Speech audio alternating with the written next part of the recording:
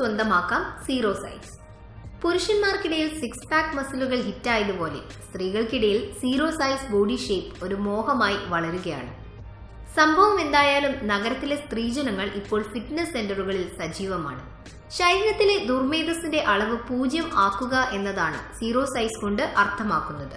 Zero size ആയില്ലെങ്കിലും തടി കുറയ്ക്കാനും ദുർമേധസ് കളയാനും ഇപ്പോൾ നഗരത്തിലെ സ്ത്രീകളിലും താല്പര്യം കൂടി.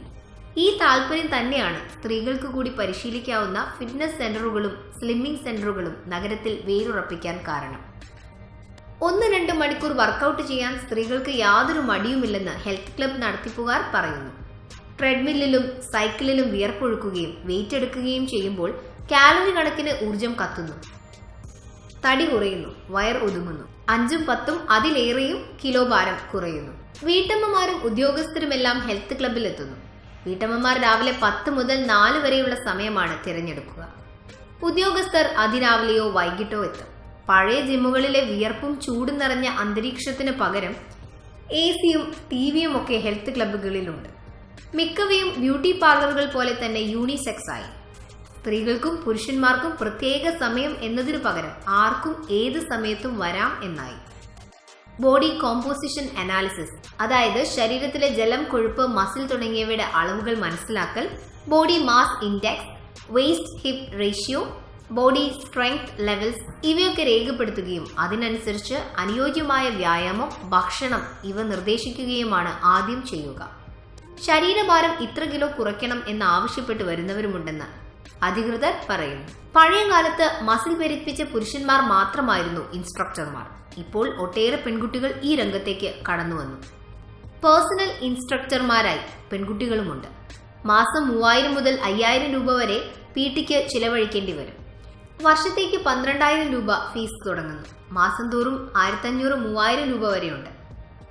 യാത്രയുടെ കാര്യത്തിൽ സ്ത്രീകൾക്കുണ്ടായ സ്വയം പര്യാപ്തതയാണ് സൗകര്യമുള്ള സമയത്ത് ഹെൽത്ത് ക്ലബിൽ പോകാനുള്ള അവസരമൊരുക്കിയത്. കാർഡിയോ വ്യായാമ മുറകൾ ചെയ്താണ് മിക്കവരും തുടക്കമിടുന്നത്. രോഗമില്ലാത്ത അവസ്ഥ മാത്രമല്ല ആരോഗ്യം. എത്ര പ്രായമായാലും 20-20 എന്ന നിലയിൽ നിൽക്കണം കാര്യങ്ങൾ.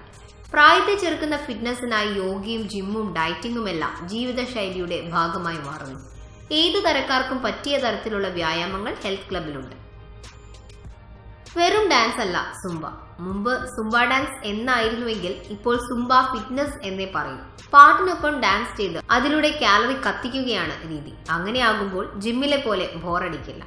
തുടക്കത്തിൽ വനിതകളാണ് സുംബ ഡാൻസ് പരിശീലിച്ചിരുന്നതെങ്കിൽ ഇപ്പോൾ പുരുഷന്മാരും എത്തുന്നു. ഫാസ്റ്റ് നമ്പർ കേൾപ്പിച്ച് ചടുല നീക്കങ്ങൾ, പിന്നെ സ്ലോ നമ്പർ കേൾപ്പിച്ച് സാവധാനത്തിലുള്ള ഡാൻസ്. അങ്ങനെ ഹൃദയമിടിപ്പ് കൂട്ടുകയും കുറയ്ക്കുകയും ചെയ്യുന്നതിനാൽ കാലറി കൂടുതൽ കത്തും.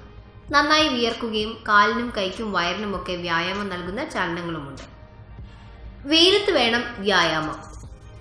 വ്യായാമം എത്രത്തോളം ചെയ്യുന്നു എന്നതുപോലെ തന്നെ പ്രധാനമാണ് എവിടെ വെച്ച് എപ്പോൾ വ്യായാമം ചെയ്യുന്നു എന്നത്.